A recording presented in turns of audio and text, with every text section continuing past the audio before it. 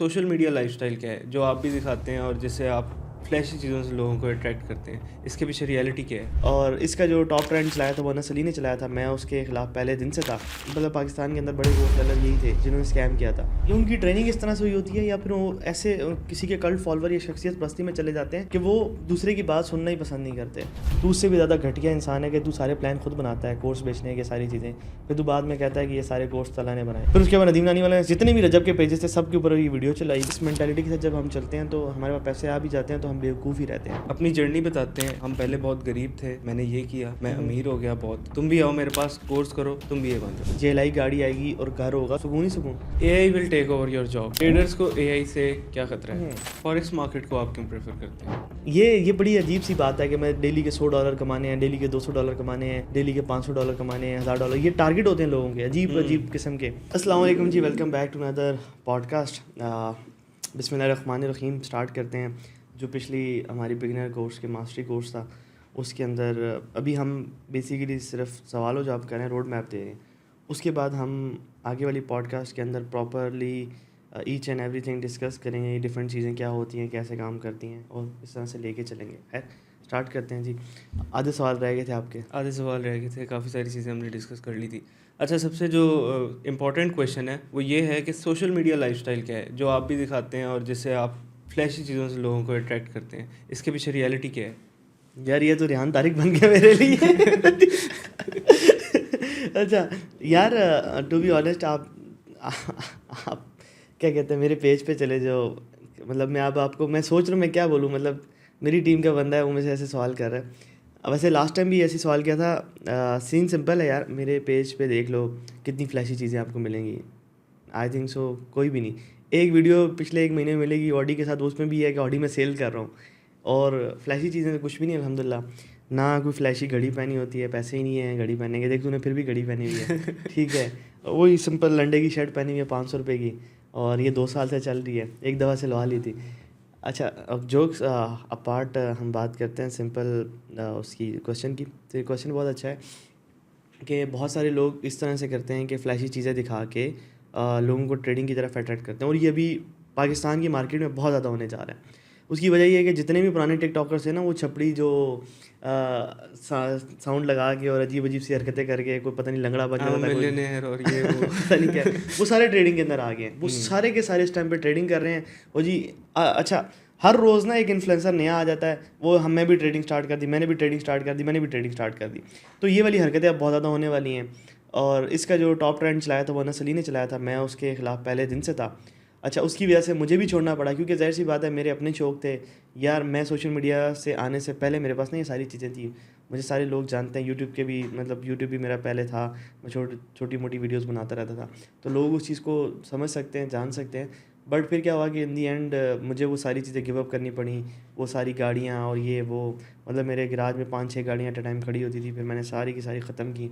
At the and अभी मेरे पास एक बीजे है और ऑडी बस बेचने के लिए खड़ी है, जो भी आके ले जाए और पैसे दे दे, दैट्स इट। और अगर हम लोगों की बात करें तो वो इसको बड़ा सिंपल है कि ट्रिक होती है कि मिसाल के तौर पे आपका भी शौक़ होगा लाइफ के अंदर कि आपने क्या करना है जी, गाड़ी लेनी है, बंगला लेना है। तो उसी इमोशन को बेसिकली एक्सप्लॉइट किया जाता है कि यार ये देखो ये मैंने ले लिया। आप कहते हो अच्छा इसने ले लिया, अच्छा कैसे लिया, वो जी मैंने ट्रेडिंग करके लिया। अच्छा ट्रेडिंग करके लिया, अच्छा मेरे पास ना इसके पास ना ऐसी ह्यूमन माइंड इस चीज़ को कहता है यार इसके पास कोई सीक्रेट सॉस है, इससे मुझे मिल जाएगी। और सीक्रेट सॉस क्या जी, आप उसके लिंक के थ्रू ज्वाइन कर लो और फिर उसके बाद उसको IB कमीशन बना के दो, दैट्स इट। यही उसकी टोटल गेम होती है। या फिर इसकी जो गेम नहीं है तो फिर कोर्सेज वाले आजकल वैसे ही नहीं है। अच्छा, इनके दिमाग में भी एक चीज़ है कि अनस अली हो गया, इन्होंने सारों ने कोर्सेज स्टार्ट किए। अब एग्जांपल के तौर पे मतलब पाकिस्तान के अंदर बड़े कोर्स सेलर यही थे जिन्होंने स्कैम किया था और इसको स्टार्ट करने वाला नदीम नानी वाला ही था। उसने ही प्रमोट किया था सबसे पहले, को पैसे लेके। उसकी रिकॉर्डिंग्स भी अब तो मंजरेआम पे आ गई हैं। और फिर क्या हुआ कि अभी यही सारे लोग कोर्सेज़ को गलत बोलते हैं कि यार कोर्सेज़ ठीक नहीं है क्योंकि हम वो स्कैम कर चुके हैं, अब हम यहाँ स्कैम करें। हालांकि कोर्सेज़ को आज तक हम समझ नहीं सके कि बेसिकली जो कोर्स होता है वो, अगर मिसाल के तौर पे बंदा ठीक है, मैं एग्जांपल देता हूँ यार, विराट कोहली है, अगर वो सिखाता है तुझे, अगर सिखाता है कि यार तुझे ड्राइव मारना सिखाता है, तुझे टेक्निक अच्छी सिखाता है, तो सीखेगा कि नहीं सीखेगा? अगर वो सिखाने वाला हो तो यकीन करो मैं उसकी 1-to-1 मेंटरशिप ले लूँगा।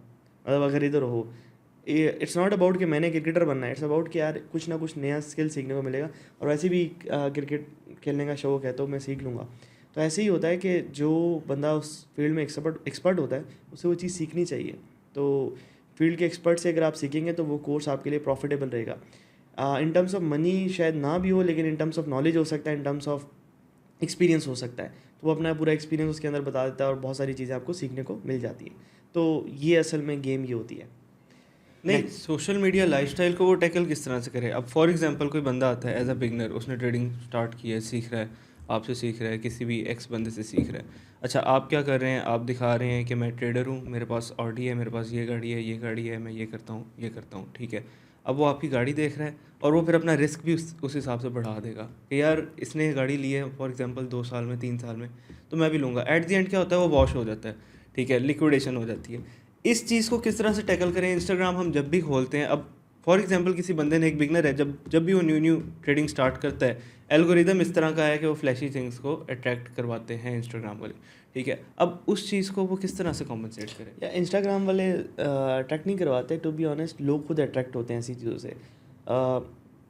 रशियन गर्ल्स, बुगाटी शेरोन, या फिर यॉट और इस तरह की चीज़ों में जो लाइक लड़कियां डांस कर रही होती हैं एंड लड़के जो इन्जॉय कर रहे होते हैं एंड डॉलर्स वो स्प्रेड कर रहे होते हैं, तो डॉलर फेंका तो डॉलर फेंका।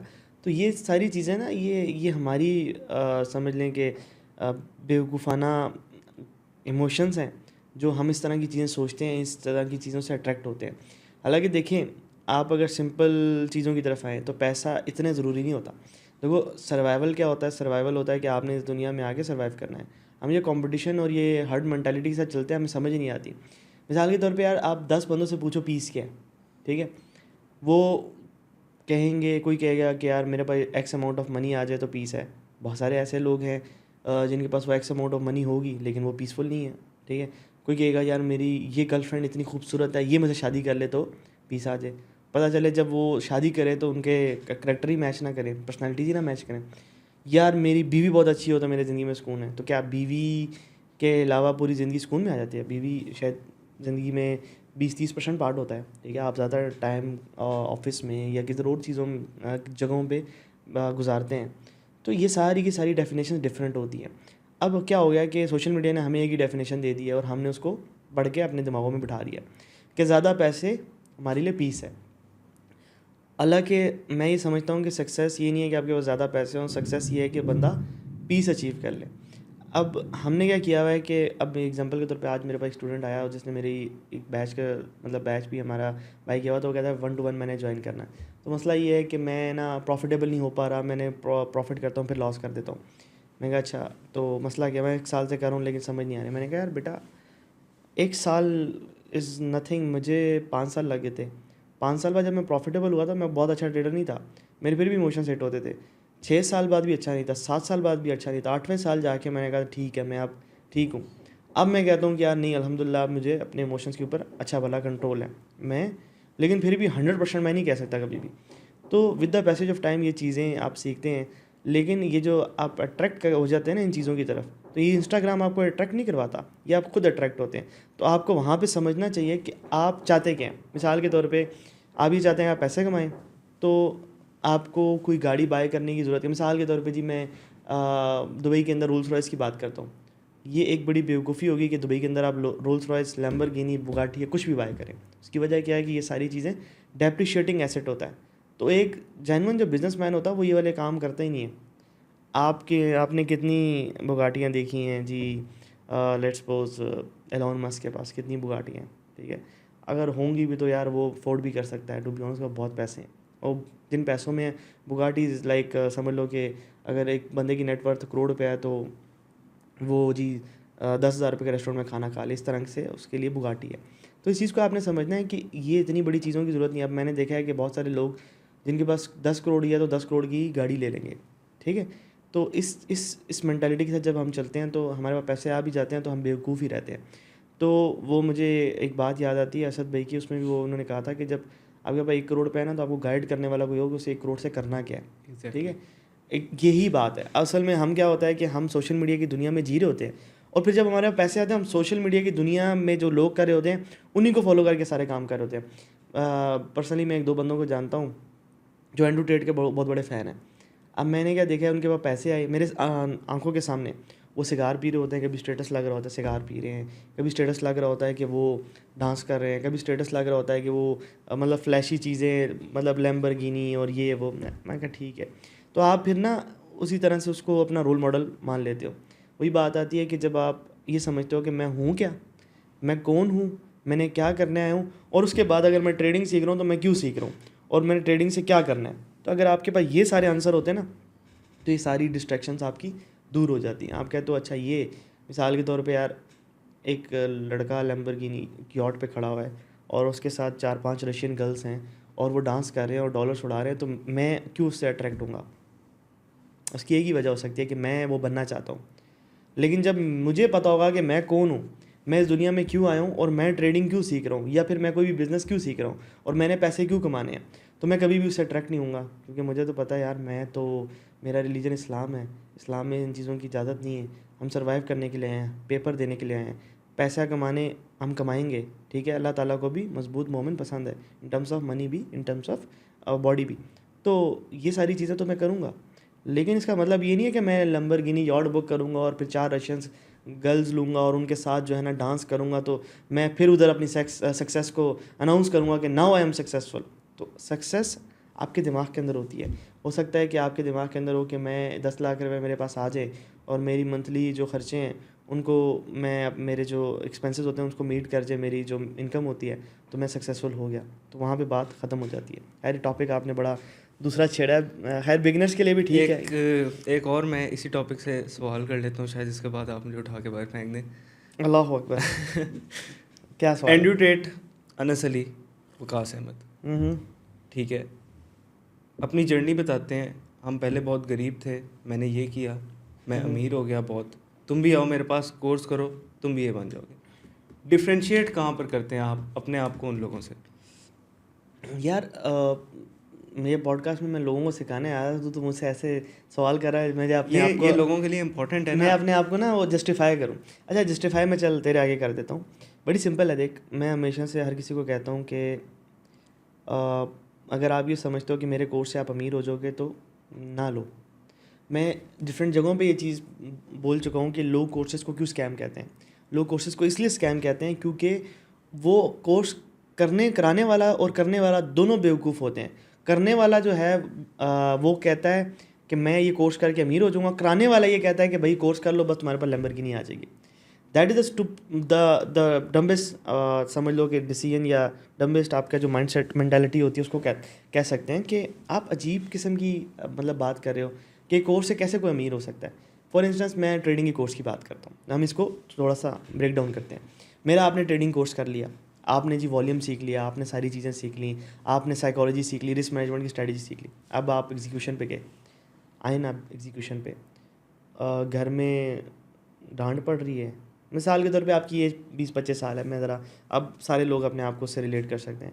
घर में डांट पड़ रही है जी, ताने मिल रहे हैं जी, और घर वालों ने गुस्सा कर दिया, गुस्सा आया हुआ है, कुछ चीज़ ठीक नहीं हुई, ट्रेड करने के लिए आए, एंजाइटी वहाँ से आई, प्रेशर बिल्ड हुआ, अकाउंट उड़ा दिया। ये वो सारी चीज़ें होती हैं जो with the passage of time आप सीखते हैं, ठीक है। ये नहीं कि आपने किसी से कोर्स किया और उसके बाद आप प्रॉफिटेबल हो गए। मैं हमेशा से कहता हूँ कि आपको इस दुनिया के अंदर कोई भी इंसान कभी भी अमीर नहीं बना सकता और सक्सेसफुल नहीं बना सकता। अमीर होने में और सक्सेसफुल होने में बड़ा फ़र्क है। अमीर कौन होता है? जिसके पास पैसे होते हैं। अब कोई बंदा अमीर क्यों नहीं बना सकता? मिसाल के तौर पे मैं आपको अमीर नहीं बना सकता। कैसे अमीर नहीं बना सकता? अब मैंने आपको ट्रेडिंग सिखा दी, अब जो एंजाइटी आएगी ट्रेडिंग से वो आपने मैनेज करनी है, मैंने, या मैं आपकी जगह आऊँगा और मैं आपका दिमाग की जगह आके सारे बटन को प्रेस करूँगा और सारे की सारी आपकी एंजाइटी ख़त्म हो जाएगी, या मैं आपको आपकी जगह आके सारा परफॉर्मेंस दे रहूँगा। सारा काम आपने करना है, ठीक है। फिर उसके बाद सक्सेसफुल इंसान और अमीर इंसान में बड़ा फ़र्क होता है। देखो इस्लाम की नज़र में सक्सेसफुल इंसान कौन है? इस्लाम की नज़र में सक्सेसफुल इंसान वो है जिसको अल्लाह जितना दे उसके अंदर वो खुश हो जाए, राज़ी, अल्लाह ने जितना दिया उसके अंदर वो राज़ी हो जाए, ठीक हो गया। जो राज़ी हो गया वो सक्सेसफुल हो गया। उसके बाद हम अगर पीस की बात करें तो इस्लाम ने भी हमें ये सिखाया हुआ है कि आप ज़िक्र करें, उसके अंदर सुकून ढूंढें, ठीक है। तो उसकी वजह क्या है? आप अगर उसको डीप डाउन करें, मुझे भी पहले ये चीज़ समझ नहीं आती थी कि यार ये क्या चीज़ है कि हमें ज़िक्र से क्यों सुकून मिलता है, ऐसे क्या चीज़ है या कौन सा इमोशंस है जो ट्रिगर हो के हमें सुकून मिलेगा। तो मुझे बाद में अब समझ आया कि बेसिकली हम अपना पीस या अपना सुकून फ्यूचर पे रखते हैं या पास्ट इवेंट्स पे रखते हैं, या पास्ट इवेंट्स के बकौल जो फ्यूचर के अंदर आउटकम होगी उसके ऊपर रखते हैं। कैसे? फ्यूचर के अंदर जी हमारी आउटकम है जी, लेट्स सपोज जी मेरे पास स्टार्ट छोटे छोटे से करते हैं, मेरी जैसे थी जी JLI गाड़ी आएगी और घर होगा तो मैं सुकून ही सुकून। ऐसे ही बहुत सारे लोगों में, आपकी भी ज़िंदगी में आप होगा कुछ कि फिर वो सुकून हो जाएगा, मैं खुश हो जाऊँगा। ऐसे ही। हालांकि जब वो आएगी वो 2-3 घंटे बाद उसके रिज़ल्ट ख़त्म हो जाएगा। शायद एक दिन आपको बड़ी लोग प्रेज़ भी करें, वाह व्हाट हैव यू डन, वाह यू आर ग्रेट, ये जो लोग आपको बुरा भी कहते थे वो भी अच्छा बोलेंगे। और उसके बाद क्या होगा, जब वो ख़त्म होगा उसका इफेक्ट, फिर क्या होगा, फिर आपको फिर कहोगे अच्छा चलो आज JLI तो ले ली है, अब एक काम करते हैं सिविक की तरफ चलते हैं। नहीं चलो सिविक और JLI बराबर है, चलो किसी उस गाड़ी की तरफ चलते हैं, SUV की तरफ, ठीक है, हवाल की तरफ चलते हैं, या फिर ओशान X7 या किसी भी ऐसी SUV की तरफ चले जाते हैं। तो आप उधर चले जाओगे, फिर उसके बाद वो आएगी तो आप कहोगे जी किधर वो चले जाते हैं। फिर ये क्या होता है, ये नेवर एंडिंग स्ट्रीम होती है, ये कभी ख़त्म नहीं होती, ये गधों की रेस होगी, ये आपका दिमाग आपको गधों की रेस में दौड़ाता रहेगा, हर्ड मेंटालिटी। हालांकि अगर आप वहाँ पे स्टॉप करें, अब क्या होगा, आपके पास आ गई ओशान लेट्स सपोज, अब आप कहोगे जी मेरे पास BMW होनी चाहिए, अब आप उसके लिए क्रेज़ी होगे, स्टूपिड मिस्टेक भी करोगे, पागलों की तरह जाओगे भी, मतलब उसको अचीव करने के लिए जाओगे, और इस दौरान आप एक चीज़ भूल जाओगे, इनर पीस क्या है कि अल्हम्दुलिल्लाह मेरे पास ये गाड़ी है। इस्लाम ने क्या सिखाया था, जो हमने दे दी उसमें खुश हो जाओ। तो ये बेसिक फंडे हैं जो अंडरस्टैंड करने वाली चीज़ें हैं, हमें अंडरस्टैंडिंग होनी चाहिए। जो आप अनस अली और एंड्रू टेट की बात करो तो दोनों सेम ट्रेजेक्ट्री पे चलते हैं कि लोगों के इमोशंस के साथ प्ले करना, कि like you come to us and we will give you success, ठीक है, ये इनर सर्कल है, इसी सर्कल में रह के आप प्रॉफिटेबल हो सकते हो, ये हो सकता है वो सकता है। बेसिकली खैर हमने तो एंड्रू टेट के ऊपर पूरी रिसर्च की हुई है, अनस अली का तो सबको पता है। एंड्रू टेट की रिसर्च हम लाइव कर देंगे इंशाल्लाह, इसी वीक कर देंगे, उसके ऊपर प्रॉपर डॉक्यूमेंट्री बना देंगे कि ये उसने स्कैम किया इस तरह से किया। तो इस तरह से आप डिफ्रेंशिएट कर सकते हो मुझे और उनको, simple as that. As a beginner जब एक बंदा ट्रेडिंग स्टार्ट करता है, ट्रेडिंग सीख ली, ट्रेडिंग एग्जीक्यूशन पे आ गया, लाइव अकाउंट्स पे आ गया, ट्रेड कर रहा है, कंसेक्यूटिव लॉसेस कर रहा है, ठीक है, लॉसेस के बाद जो उसके माइंडसेट पे इम्पैक्ट पड़ता है कि यार क्या ये चीज़ मेरे लिए है या नहीं है, क्या मैं इसमें वाकई कर पाऊँगा या ना कर पाऊँगा। आपकी लाइफ का वो कौन सा डाउनफॉल था, वो कौन सा लो पॉइंट था जो आप समझते हैं कि ये स्टोरी मुझे शेयर करनी चाहिए। अब आपने 2 सवाल किए। पहली बात कि बिगिनर ट्रेडर को जब लॉस होते हैं, लॉसेस के बाद वो लाइक एंजाइटी हिट होती है तो उसको समझ नहीं आती क्या करना है। देखो मैं उसका हल बता देता हूँ। जितने भी बिगिनर ट्रेडर्स हैं उनको ये चीज़ अंडरस्टैंड करनी चाहिए कि लॉसेस स्टार्ट में होंगी। लेट्स सपोज इवन हम सेंटर पॉइंट पे किसी एक वॉल्यूम की स्ट्रैटेजी को रख लेते हैं, आप वॉल्यूम सीख लिया, अब आप मार्केट में एग्जीक्यूशन करने चाह रहे हैं। तो जाहिर सी बात है, आप ये समझें कि आप ऐसे हैं जिसने गाड़ी को बस ये समझा है कि ये गियर है, ये क्लच है और ये सारी चीज़ें, मैनुअल गाड़ी चला रहे हैं, और उसके बाद स्टूपिड मिस्टेक्स आपसे होंगी, कभी गियर गलत लगेगा, कभी तो आपको समझ ही नहीं आएगा तीसरा गियर कैसे लगाते हैं, फिर चौथा गियर कैसे लगाते हैं, फिर पाँचवें की समझ नहीं आएगी रिवर्स गियर कैसे लगता है, तीसरे से कैसे पहले की तरफ जाना है। तो ये सारी एक प्रोसेस होती है जो आपने सीखनी होती है। अब इसमें आपको जो चीज़ बचाती है वो डेली सेल्फ रियलाइजेशन, वही वाली स्टेट कि आप इस रियलाइजेशन के अंदर रहते हो कि यार ये सारी मेरी लर्निंग प्रोसेस है और इधर में से स्टूपिड मिस्टेक्स होंगी। फिर उसके बाद आप मेडिटेशन डेली करते हो, अपने आप को समझाते हो कि मैं किस प्रोसेस में हूँ। फिर उसके बाद आप ना ब्रेक्स लेते हो, जब आपकी एंजाइटी बढ़ जाती है, लॉसेस बढ़ जाते हैं, जहाँ पे आपको लगता है कि नहीं यार ये मेरे से नहीं हो पा रहा, नहीं यार ये मसला है, या फिर यहाँ आप एनालिसिस कर रहे हो कि नहीं रिस्क ज़्यादा ले रहे हैं, तो फिर आप सिस्टम से बाहर निकलते हो। सिस्टम से बाहर निकलना क्या होता है कि ट्रेडिंग से बिल्कुल छोड़ दी साइड पे, फिर आप घंटा 2 घंटे अपने साथ मतलब बिताते हो। ये सबसे मुश्किल काम होता है कि मैंने देखा है कि बहुत सारे लोग, आप खुद भी ट्राई करना, 1 घंटा अपने साथ सिर्फ गुजारो, सिर्फ अपने साथ 1 घंटा गुजारना है आपने। मोबाइल साइड पे, सारी चीज़ें साइड पे, पूरी दुनिया कट ऑफ, अपने साथ 1 घंटा बिताओ और बात करो कि भाई मैं क्या करना चाहता हूँ, मैं कैसे करूँगा और क्या करूँगा।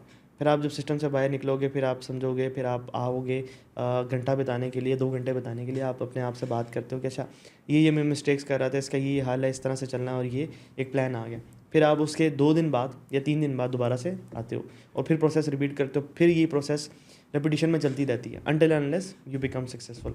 फिर आप इसको पता चल जाता है किस तरह से आप प्रॉफिटेबल हो सकते हो। और ये जो डिलेड डोपामिन हिट होती है ना, इसके रिजल्ट्स बड़े लॉन्ग लास्टिंग होते हैं। ये अब डिलेड डोपामिन हिट है कि ये नहीं कि आप आए और आपने पैसे कमाए और आपके पास घर गाड़ी बंगला आ गया। ये होती है इंस्टेंट डोपामिन हिट।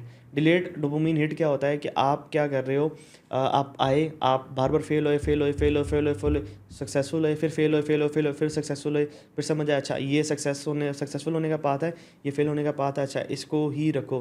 फिर आपको डिलेड डोपामिन हिट का मज़ा आने लग जाएगा और फिर आप पूरी ज़िंदगी उसी को एंजॉय करते रहोगे। That's it simple. दूसरी बात कि आप कह रहे हो कि कोई ऐसी स्टोरी जो मेरी लाइफ में हो, जिसको मैं सुनाना चाहूँ।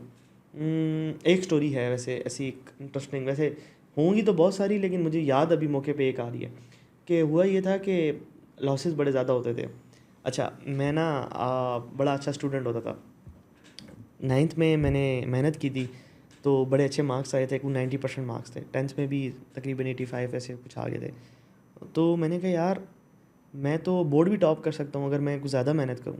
ऑब्वियसली ये बात है, सच्ची है। एक बंदा अगर मतलब अपने 50% एफर्ट से अगर इतने मार्क्स लेके आ सकता है तो 100% तो ये कर सकता है। लेकिन मैं ट्रेडिंग के अंदर चला गया, उधर मैंने 100% एफर्ट की, मतलब फुल पोटेंशियल से जोर लगाया। इतनी मैंने कभी भी पढ़ाई में मेहनत नहीं की, कभी भी उसके 50% भी नहीं की, या 6 मतलब 50% मुश्किल से की होगी, नहीं की होगी जितना मैंने उसके अंदर क्रिएटिविटी लाई, जान डाली, मतलब सीखने में जान, और हर चीज़ में मतलब जितना टाइम दिया। मैं ज़्यादा से ज़्यादा दिन में 2 घंटे पढ़ लेता था, 1 घंटा पढ़ लेता था, ज़्यादा नहीं पढ़ सकता था, लेकिन मैं 12-12 घंटे ट्रेडिंग सीखने को देता था, 12-12 15-15 घंटे देता था। तो ये करते करते कुछ 4 साल गुजर गए। तो मैं एक दोस्त से बात कर रहा, उस दिन मुझे ताज़ा नुकसान हुआ था। मैंने कहा यार बड़ा मुश्किल है यार, मैं अगर यही किसी और काम, मतलब मैं किसी और काम में चला जाता, अगर मैं स्टडीज़ ही कर रहा होता तो मैं तो भी टॉप कर चुका होता यार। पता नहीं क्या चक्कर है, या तो ऊपर वाला को मेरे ख़िलाफ़ है, नाउज़ुबिल्लाह मैंने ऐसी बात की थी, अल्लाह माफ़ करे, या फिर पता नहीं क्या चक्कर है, मुझे समझ नहीं आ रही यार, अल्लाह मुझे कामयाबी नहीं दे रहा। और मेरी आंखों में आंसू थे लिटरली। मैंने कहा अच्छा ये क्या हो रहा है, समझ से बाहर है। मतलब वो उस दिन मैं बड़ा डिसहार्ट हुआ था फुल। मैंने अपनी मतलब सारे इमोशंस निकाले, मैंने दोस्त से डिस्कस की, और मैं कि यार मैं सोच रहा हूँ बस ये फील्ड ही छोड़ दूँ, नहीं समझ में आ रहा। ये आई थिंक सो 2019 का एंड था, दिसंबर के डेज थे आई थिंक सो, सर्दियाँ थी ये मुझे याद है। और मैं अपने घर के सहन में खड़ा हुआ, ये उससे गपशप लगा रहा था, और वो कह रहा है कुछ नहीं होता, अल्लाह खैर करेगा ये वो। खैर उसने कॉल काट दी। फिर उसके बाद मैं सोचता रहा यार वाकई ये क्या हो रहा है, मुझे समझ नहीं आ रहा, ये मुझे कैसे करना चाहिए क्या। फिर करते करते क्या हुआ कि मैं हफ़्ता एक गैप दिया, हफ्ते बाद फिर मैं वापस मार्केट में आ गया। नहीं यार अपन इससे बड़ा है, इतनी जल्दी हार नहीं मान सकते, अब इतने टाइम दे दिया तो अल्लाह खैर करेगा। और दूसरी सबसे बड़ी चीज़ ये है कि अल्लाह का शुक्र है कि मेरे कोई लॉसेस नहीं हुए मेजर, मतलब मुझे लोगों ने पैसे नहीं दिए, कोई इस तरह की चीज़ नहीं हुई। तो जैसे नींद आ गई है पॉडकास्ट में। अच्छा, हाँ हाँ, कॉफ़ी दे दे यार, नींद आ गई। AI will take over your job, ठीक है। ट्रेडर्स को एआई से क्या खतरा है? फिल वक्त इस टाइम पे इस टाइम पे कोई ख़तरा नहीं। कोई खतरा नहीं है। हम देखते हैं डिफरेंट आर्टिकल्स के अंदर बात हो रही होती है, क्या बात होती है? जिस तरह से ये एआई के ट्रेडिंग बॉट्स आ गए हैं, हाँ हाँ। ठीक है। इसके अलावा बहुत सारे आर्टिकल्स में ये होता है कि एआई जो है वो ट्रेडर्स को भी compete कर देगा, मतलब ट्रेडिंग में इतना एफिशिएंट हो जाएगा। यार बॉट्स वर्सेस ह्यूमंस की बात की जाए तो जो एल्गोरिथमिक ट्रेडिंग या फिर एचएफटी ट्रेडिंग होती है, या एआई बॉट्स जो सिस्टम्स होंगे, उसको आप कभी भी ह्यूमन के साथ कंपेयर नहीं कर सकते टू बी ऑनेस्ट। उसकी वजह ये वो किसी और ट्रेजेक्टरी पे चल रहे होते हैं, ह्यूमंस किसी और ट्रेजेक्टरी पे चल रहे होते हैं। वो पूरे मार्केट बनाते हैं और हम मार्केट बनने का इंतज़ार करने के बाद उसके हिसाब से ट्रेड लेते हैं।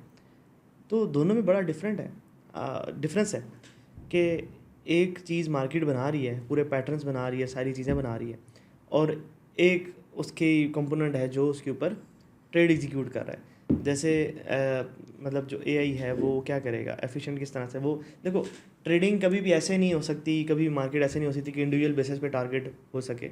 मतलब मैं और आप इंडिविजुअल बेसिस पे कभी टारगेट हो ही नहीं सकते। ये मार्केट ऐसी है, इसके डायनामिक्स ऐसे हैं कि कोई एआई बॉट आएगा और वो आपके जेब से प्रॉफिट लेके जाएगा या मेरी जेब से प्रॉफिट लेके जाएगा, ऐसा कभी भी नहीं हो सकता।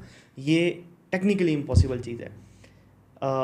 दूसरी बात आती है कि क्या सिस्टम्स फेल हो जाएंगे आगे जाके? आई डोंट थिंक सो कि ऐसा होगा। आई थिंक सो कि जितनी भी चीज़ें हैं चलती रहेंगी, क्योंकि ये बेसिक्स हैं। मतलब इन्हीं के ऊपर मार्केट चलती है। मार्केट ख़त्म हो जाए तो फिर अलग बात है। मतलब कैंडलस्टिक आप बोलोगे एआई के आने से कैंडलस्टिक ख़त्म हो जाएंगे, चार्ट या कैंडल ही ख़त्म हो जाएगी, कैंडल के डायनेमिक चेंज हो जाएंगे, कुछ हो जाएगा। हाँ, कुछ बीच में कोई गेम हो सकती है, वो बाद में देख सकता है बंदा, लेकिन मुझे नहीं लगता कि ये सारी चीज़ें फेल होंगी। अगर फीड बिल्कुल ठीक आ रही है, डाटा बिल्कुल ठीक आ रहा है और उससे बिल्कुल ठीक कैंडल बन रही है, तो फिर तो कभी भी नहीं, मतलब एआई इम्पैक्ट कर सकता है इस चीज़ को। हाँ, एआई सिस्टम को एफिशिएंट बना लेगा उनके लिए, मार्केट को और एफिशिएंट बना सकता है, मार्केट की लिक्विडिटी को अच्छा तरीके से मैनेज कर सकता है, मार्केट के पैटर्न्स को अच्छी तरीके से मैनेज कर सकता है, एल्गोरिदम्स को अच्छे तरीके से चला सकता है।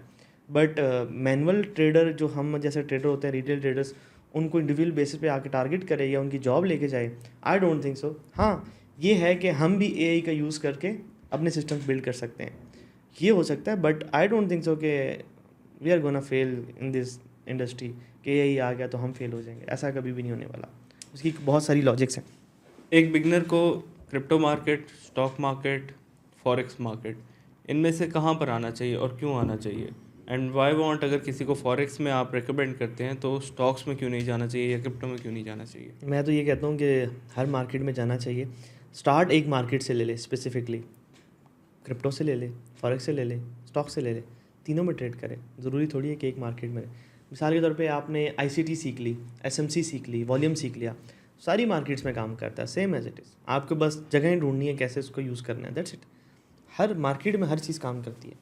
मतलब मैंने देखा है सपोर्ट रेजिस्टेंस वाले स्टॉक ट्रेडिंग भी कर रहे होते हैं, ऑर्डर ब्लॉक वाले स्टॉक ट्रेडिंग कर रहे होते हैं, ऑर्डर ब्लॉक वाले क्रिप्टो ट्रेड कर रहे होते हैं, वॉल्यूम ट्रेडर्स क्रिप्टो ट्रेड कर रहे होते हैं। मैंने खुद वॉल्यूम के सेटअप्स इतनी दफ़ा क्रिप्टो मार्केट के अंदर एग्जीक्यूट किए। तो it's very simple, you can trade on. Forex market को आप क्यों प्रेफर करते हैं? प्रेफर से मुराद के मैं क्यों कहता हूँ कि फॉरेक्स ही करो, जी मैं ऐसे तो नहीं कहता। हाँ, मुझे खुद देखें ना, आपको ऑडियंस देख रही है, ठीक है, आप खुद भी फॉरेक्स करते हैं, आप रिकमेंड भी फॉरेक्स करते हैं, आपका कोर्स भी फॉरेक्स मार्केट के ऊपर है, ठीक है। क्यों? देखो, उसकी वजह ये है कि मेरी मेन निच फॉरेक्स थी। मैं आपको बताता हूँ, मैंने जब क्रिप्टो स्टार्ट मैंने क्रिप्टो से किया था। क्रिप्टो मैंने 2016-17 में सीखी थी, बट उसके बाद मुझे जब फॉरेक्स का पता चल गया था 16 में ही कि भाई फॉरेक्स मार्केट दुनिया की सबसे बड़ी मार्केट है, तो मेरे लिए ये एक इंटरेस्टिंग मतलब एस्पेक्ट बन गया इसका, कि मैंने कहा नहीं यार, ये दुनिया की सबसे बड़ी मार्केट है तो अपन ने यहाँ पे जाना है। तो उधर से मेरी एक जर्नी स्टार्ट हुई, मैंने फॉरेक्स ही सीखी, फॉरेक्स के अंदर ही मेनली रहा, फॉरेक्स के ब्रोकर्स के साथ ही काम किया।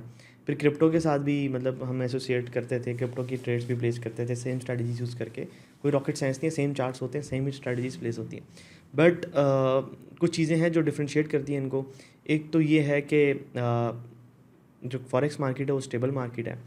ये मतलब इतनी ज़्यादा स्टेबल मार्केट नहीं है। फॉरेक्स मार्केट का टर्नओवर बहुत बड़ा है, ठीक है, और लिक्विडिटी बहुत बड़ी है। लिक्विडिटी जिस जिस जगह पे जितनी लिक्विडिटी होती है उतनी ही स्टेबल मार्केट होती है, और उसके अंदर लिक्विडिटी कम है। क्रिप्टो के अंदर स्टॉक्स की बात करें तो उसका भी ये सेम सिनेरियो है। बाकी इन टर्म्स ऑफ प्रॉफिटेबिलिटी तो या we can trade on forex for maximum profitability. उसकी वजह लेवरेज के कॉन्सेप्ट भी आ जाते हैं। क्रिप्टो मार्केट के लेवरेज मुझे आज तक समझ ही नहीं आई कि ये कर रहे क्या होते हैं, मतलब कोई एक्सचेंज क्या करती है, कोई क्या करती है, बैकएंड की स्टोरियाँ अजीब सी हैं इनकी। फॉरेक्स मार्केट की बैकएंड बिल्कुल सामने है, ठीक है, क्योंकि वो इंडस्ट्री बड़ी मैच्योर है और उसका बैकएंड सबके सामने है। मैंने बहुत सारी पॉडकास्ट में, हम पिछली पॉडकास्ट में डिस्कस भी किया है। और अगर हम स्टॉक्स की बात करें तो हाँ, स्टॉक्स मार्केट मेरे ख्याल से वो एज एन इन्वेस्टमेंट के लिए अच्छी है। अगर मैं सिंपल सी एक बात करूँ ना, स्टॉक मार्केट और crypto market is for the investment और forex market is for trading commodities. इसमें आप ट्रेड कर सकते हैं, ऑयल वगैरह, ऑयल ट्रेड करें, गोल्ड ट्रेड करें, सिल्वर पे ट्रेड कर लें। सिल्वर पे लॉन्ग टर्म होल्डिंग रखें 2 साल के लिए। मैंने बहुत जगह पे कहा है कि सिल्वर को बाय करें तो 2 साल 3 साल होल्ड करें, इंशाल्लाह सिल्वर ऊपर जाएगा। सिल्वर पे कर सकते हैं लॉन्ग टर्म होल्डिंग्स, गोल्ड के ऊपर ट्रेडिंग कर सकते हैं, जो करेंसी पेयर्स होते हैं उसके ऊपर ट्रेड कर सकते हैं। बाकी क्रिप्टो के जितने भी अच्छी कॉइन्स हैं उनके ऊपर आप इन्वेस्ट कर सकते हैं स्पॉट ट्रेड के ऊपर। स्टॉक्स जो आपको अच्छे लगते हैं, डिस्काउंट प्राइस में मिल रहे हैं, आप उनके ऊपर इन्वेस्ट कर सकते हैं। तो ये वाले आप काम करें तो ये ज़्यादा बेहतर है। अच्छा, जिस तरह से आप बहुत सारी ऑडियंस के लिए इंस्पिरेशन है, आपके इंस्पिरेशन कौन है? इन टर्म्स ऑफ व्हाट मेरी in inspiration terms of trading, in terms of financial market, in terms of stay connected, stay disciplined, किसको आप फॉलो करते हैं, किसको as a role model consider करते हैं? बड़ी टफ सवाल पूछ लिया बड़ा टफ सवाल पूछ लिया मेरे पास, इसके आंसर कोई नहीं है कि यार इन टर्म्स ऑफ ट्रेडिंग की बात करूं तो मैं मार्केट को सबसे बड़ा रोल मॉडल मानता हूं, टू बी ऑनेस्ट। क्योंकि जितना आपको मार्केट सिखाती है ना, there comes a times in your life के जहाँ पे आप मार्केट से ही सीखते हो। वो जितना आपको सिखाती है उससे ज़्यादा कोई नहीं सिखाता। इन टर्म्स ऑफ डिसिप्लिन तो मियामोटो मुसाशी, और क्या पूछा in terms of? In terms of stay connected financial markets के अंदर, अच्छा, ट्रेडिंग के अंदर, ट्रेडिंग से रिलेटेड तो मैं ऐसी समझता हूँ कि सबसे बड़ा आपका उस्ताद और सबसे बड़ी आपके जो सीखने के ज़रिए होता है वो मार्केट्स खुद ही होती हैं इटसेल्फ। फॉर इंस्टेंस के आप लेट्स सपोज कोई स्ट्रैटेजी सीखते हैं, 1 साल 2 साल बाद आप किसी के ऊपर डिपेंडेंट नहीं रहते, फिर आपके सारे एक्सपीरियंसेस प्ले आउट होते हैं, फिर एक्सपीरियंस आप करते रहते हैं। बाकी अगर बात की जाए ट्रेडर्स की, तो यार कोई भी ऐसा ट्रेडर जो प्रॉपर रिस्क मैनेजमेंट के साथ, लेट्स सपोज उसके पास अगर $1 लाख का अकाउंट है तो वो 1%, 2% या 3% रिस्क अपना फिक्स करता है और उससे वो महीने के 2-3% भी कमा रहा है, तो मेरे लिए वो रोल मॉडल है। हाँ, 3% रिस्क के साथ 3% कमाना is not good, that means के 3-4 आवर कमा रहा है, ठीक है। मिसाल के तौर पे अगर 1% आपने रिस्क लिया और आप 1% पर रिस्क ले रहे हैं तो आपने 4% कमा लिया, तो गुड टू गो, ठीक है। इससे बेहतर ये अप्रोच होती है कि जो ट्रेडर आधे % इसके साथ 3-4% कमा रहे हैं वो ज़्यादा अच्छा होता है। तो आई थिंक सो मेरे लिए वो रोल मॉडल है कि वो 6-7 आवर, 5-6 आवर, 4 आवर, 5 आवर इस तरह से निकालता जा रहा है हर मंथ। तो ठीक है, उसके कुछ लूजिंग मंथ्स भी होंगे, लेकिन उसके लूजिंग मंथ्स इतने बड़े नहीं होने चाहिए। तो प्रॉपर जो ट्रेडिंग की डेफिनेशन है वो यही है कि फ़िक्स रिस्क के साथ ट्रेड करना और एक पर्टिकुलर आवर को टारगेट करना, कि आप 4 आवर को टारगेट करें। लेट्स सपोज आप 1% पर ट्रेड रिस्क ले रहे हैं, आपकी लूजिंग ट्रेड विनिंग ट्रेड करते करते करते at the end of the month आप 4 आवर प्लस में आ जाते हैं। आप 2% रिस्क ले रहे हैं तो 8 आवर प्लस में आ जाते हैं, ठीक है। मतलब कि 8% आपने कर लिया, लेकिन इन टर्म्स ऑफ आर तो 4 आ रही है क्योंकि आपकी 4 ट्रेड्स प्लस में जाती हैं। तो 4% is good to go, I think so. As a trader daily routine क्या होनी चाहिए किसी बंदे की, और आपकी क्या रूटीन है जिसको आप फॉलो? एज अ ट्रेडर बड़ी सिंपल, आप सुबह उठें, नमाज़ पढ़ें, नमाज़ पढ़ने के बाद आप मेडिटेशन करें। बल्कि आप जैसे ही उठेंगे तो बेड के ऊपर ही आप 2-3 मिनट की मेडिटेशन कर लिया करें कि आज मैं मतलब मेरे ये रूल्स हैं और मैं सारा दिन इस तरह से गुजारूंगा, और ये I will not react, I will only respond, और ये सारी चीज़ें आप यूज़ करते हैं। और मैनिफेस्टेशन को छोड़ दिया करें, रात के लिए मैनिफेस्टेशन को छोड़ दें, नमाज़ पढ़ें और फिर जिम जाएँ, जिम जाके उधर ब्रीथिंग एक्सरसाइजेस करें। फिर उसके बाद डाइट अच्छी करें, आके मतलब हाई प्रोटीन डाइट लें ब्रेकफास्ट के अंदर, और फिर मेडिटेशन करके डेस्क पे बैठें, लेवल्स अपने मार्क करें और जो भी आपकी रिसर्च होती है करें। उसके बाद वेट करें मार्केट का, आपके लेवल्स के ऊपर आए, रिएक्शन दे, आपकी स्ट्रेटजी के मुताबिक प्रॉपर चेक्स पूरे हों, आप ट्रेड एग्जीक्यूट करें। ट्रेड एग्जीक्यूट करने के बाद उठें, ठीक है, सारा दिन नमाज़ पढ़ते रहें, पानी ज़्यादा पिएँ, डाइट अच्छी रखें, और उसके बाद 3-4 ट्रेड्स एग्जीक्यूट करें, अपने प्रॉपर रूल्स को फॉलो करें, सिस्टम बनाएं, उस सिस्टम को बार बार फॉलो करते हैं रिपीट वे के अंदर, और दैट्स इट। यही एक ट्रेडर की ज़िंदगी होती है। असल में हम जो ट्रेडर की लाइफ जो हमें समझ में आती है वो ये आती है कि ट्रेडर दिन में कितने पैसे कमाता है, ये उसकी लाइफ है। That is fucking stupid thing. गाली आ रही थी मेरे मुंह पे, मैं रुक गया था। तो ये बड़ी अजीब सी बात है कि मैं डेली के $100 कमाने हैं, डेली के $200 कमाने हैं, डेली के $500 कमाने हैं, $1000, ये टारगेट होते हैं लोगों के अजीब अजीब किस्म के। यार जिस मार्केट के ऊपर आपका कंट्रोल नहीं है, कैसे टारगेट कर सकते हो? वही बात है कि इनर पीस आपका डिस्टर्ब हो जाएगा। इनर पीस जहाँ पे डिस्टर्ब हुआ, जहाँ पे आपके इमोशंस डिस्टर्ब हुए, वहाँ पे आप डिस्टर्ब हुए, वहाँ पे बड़े चांसेस होते हैं कि आप फिर न्यूक्लियर बम भी चला दोगे। न्यूक्लियर बम फिर आपके पास क्या है कि अकाउंट ब्लो कर दोगे। असल में हमारे मसला ये होता है कि हमारे माइंड में ना, हम जब एक स्टेट में होते हैं फाइट टू फ्लाइट, उस फाइट टू फ्लाइट स्टेट में हम सबसे पहले जो अपना अटैक इनिशिएट करते हैं वो न्यूक्लियर बम होता है। और न्यूक्लियर बम कभी भी चलाने के लिए नहीं, बल्कि वो सिर्फ डराने के लिए होता है, ठीक है। तो जितनी भी ये स्टेट्स होती हैं बड़ी बड़ी, इन्होंने अगर न्यूक्लियर बम रखे हुए हैं तो ये डराने के लिए रखे हैं। पाकिस्तान के पास न्यूक्लियर बम है, चलाने के लिए नहीं, डराने के लिए। आज इस दिन ज़रूरत पड़ी, अल्लाह ना करे ऐसा हो, लेकिन ये डराने के लिए होती हैं चीज़ें। तो हमेशा याद रखें कि आप अपने इनर पीस के साथ ना प्ले किया करें। आप इन चीज़ों को अंडरस्टैंड करेंगे तो ही आप कुछ बन सकते हैं। और प्रोसेस से लव करें। प्रोसेस क्या है, मैं सुबह उठूँगा, मेरी रूटीन है, मैं फॉलो करूँगा, डोपामाइन हिट लेते रहें, सारा दिन डोपामाइन हिट मिलेगा। एक एक चीज़ आप मिसाल के तौर पे आप उठें, आप अपने बेड को साफ़ कर दें, ये भी एक डोपामाइन हिट होती है। आप ब्रश करेंगे, डोपामाइन हिट मिलेगी। ये सारी की सारी इस तरह की पॉजिटिव डोपामाइन हिट्स लेते रहे और इस तरह से आपकी हैबिट्स बिल्ड हो जाएंगी और सारी ज़िंदगी आप अच्छे ट्रेडर बनेंगे। और पैसे सेकेंडरी, पैसे आ जाते हैं। ये routine is the main thing. बाकी 2 साल 3 साल इतने ही लगेंगे ना, इससे ज़्यादा तो नहीं लगते। पैसे कमा लेते हैं, इसमें कोई नहीं है कि पैसे आप नहीं कमाएंगे। ठीक है। What keeps you motivated? किसके लिए आप जो है वो डेली मोटिवेटेड रहते हैं, डिसिप्लिन रहते हैं?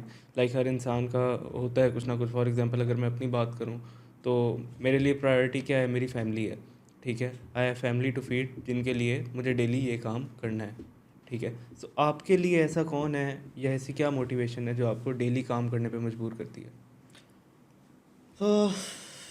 आई डोंट थिंक सो कि ये फैमिली होगी मेरे लिए। हाँ, family is the first thing, आप उसको टॉप प्रायोरिटी के ऊपर रखते हो। But motivation is not family. उसकी वजह ये है कि अल्लाह का शुक्र है, I have enough money to feed my family. So ये सर्वाइवल की जंग नहीं रही। जब सर्वाइवल की जंग ख़त्म होती है ना, तो आप बहुत स्टूपिड हो जाते हो। वो मैंने बार बार ये बात कर चुका हूँ कि जब आप प्रोसेस ख़त्म होगी आपकी ज़िंदगी में, आपने वो अचीव कर लिया जो आपको चाहिए, तो फिर आप पागल हो जाते हो। फिर आप अपने थॉट्स के साथ रह ही नहीं सकते। यार एक इंसान, मैं कहता हूँ 15 मिनट भी अपने थॉट्स के साथ नहीं रह सकता। फिर आप अपने थॉट्स के साथ रहने लग जाते हो। अब मिसाल के तौर पे मेरी ज़िंदगी में रूटीन ना हो तो फिर क्या होगा? मैं एक बेड पे लेटा हूँगा और मैं हूँगा, मेरे थॉट्स होंगे, तो मैं तो मेंटली फ़क हो जाऊँगा। तो मुझे उस चीज़ को मिटिगेट करने के लिए, ख़त्म करने के लिए ये रूटीन रखनी पड़ती है, क्योंकि मैं उस टाइम से गुजर चुका हूँ। तो मुझे पता है कि उस टाइम के रिज़ल्ट्स क्या होते हैं। तो उस ट्रॉमा के अंदर मैं कभी भी नहीं जाना चाहता, इसलिए मेरी सबसे बड़ी मोटिवेशन ये है। Second source of motivation is to build a company, build different businesses. मुझे इस प्रोसेस से लव है कि मैं कोई नए आइडियाज़ आते हैं, उनको इनिशिएट करते हैं, उसको अचीव करते हैं। लाइक ये सोशल मीडिया पे आना भी एक आइडिया था कि मैंने कहा था इस तरह से आएंगे। आज अल्लाह का शुक्र है, we are successful in that idea. हाँ, टाइम लगा, बहुत सारे फेलियर्स हुए।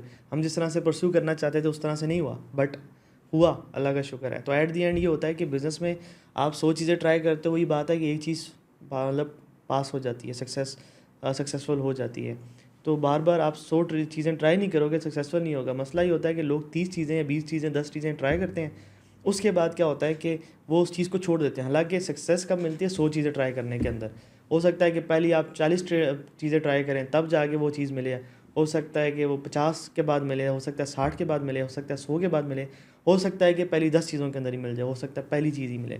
तो ये डिपेंड करता है उस बंदे के ऊपर, ये वो क्या चीज़ ट्राई कर रहा है। तो लेकिन ट्राई करना चाहिए। तो दूसरी जो सोर्स ऑफ मोटिवेशन मैंने बताई है कि वो एक मिशन भी है लाइफ के अंदर, सॉरी थर्ड, कि टू डू मतलब better things for people as well. जब इंसान खुद सक्सेसफुल होता है तो इंसान कहता है कि दूसरों के लिए काम करो। जैसे मैंने बताया, मेरी कंपनी के अंदर ज़्यादातर वो लोग हैं जो अपने घर में अकेले कमाने वाले हैं। तो ये चीज़ मेरे लिए मतलब एक और मोटिवेशन होती है कि या I have people to feed, ठीक है, I have a company to run. एक जिम्मेदारी मैंने अपने मतलब सर पे ले ली है और या कंधों पे ले ली है और उसको मैंने लेके चलना है। तो ये सारी की सारी चीज़ें इन एंड ऑल आपको मोटिवेशन देती रहती हैं। That's very simple. मिसाल के तौर पे मैं अपनी बात करूँ तो मेरे महीने के कितने खर्चे होंगे?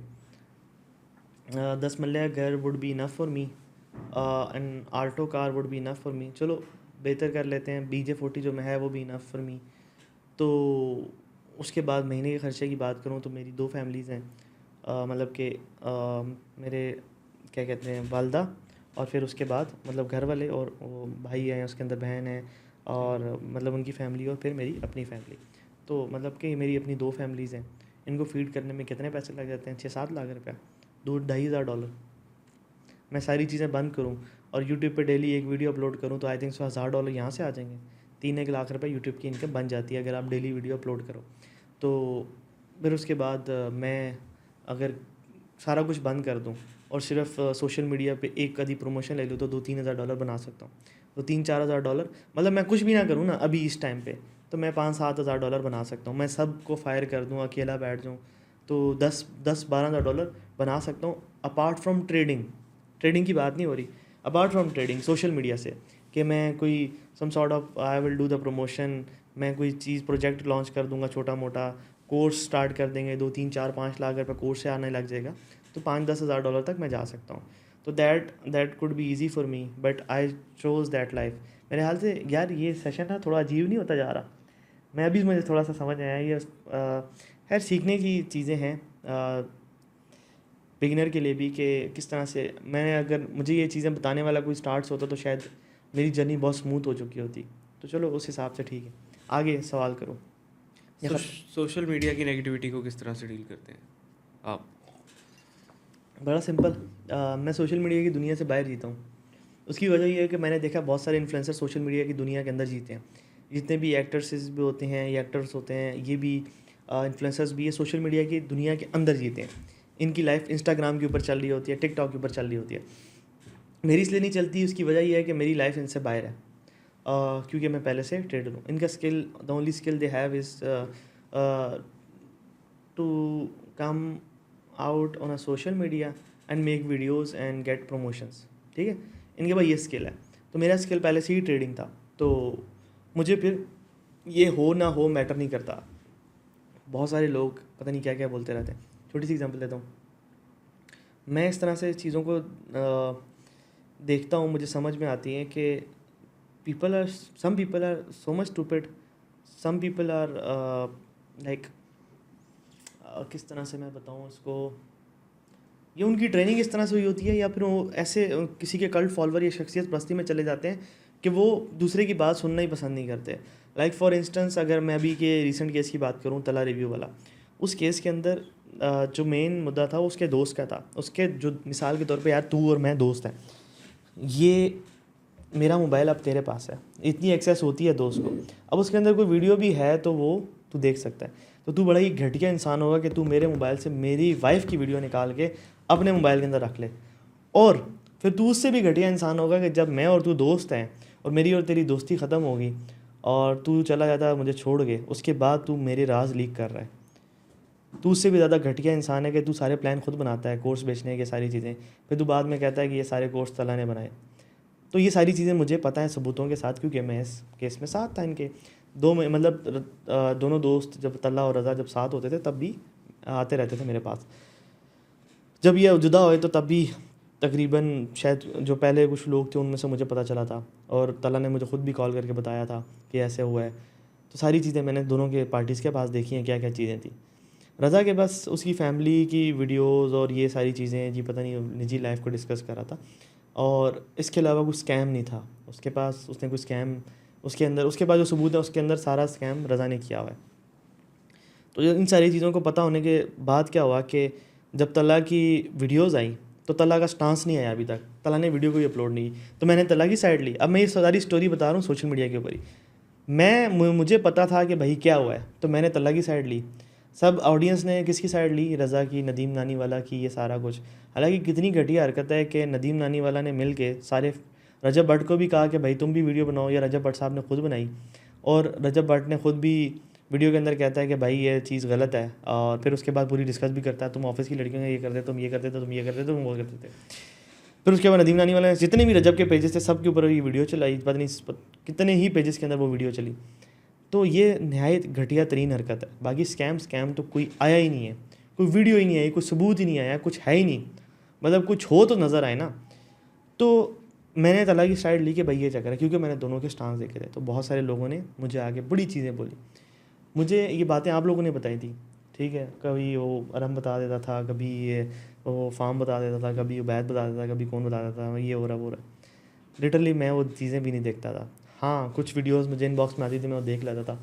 तो एक तो पता नहीं 20 मिनट की वीडियो आई हुई, मुझे उसके अंदर पता नहीं क्या क्या बातें की हुई कि ये साइड लेता है। ये पॉडकास्ट थोड़ा डिफरेंट साइड पे जा रहा है। हाँ, नहीं, ये नेगेटिविटी की बात कर रहा हूँ। वैसे नेगेटिविटी वाला सवाल तू इस पॉडकास्ट में डालता ही ना।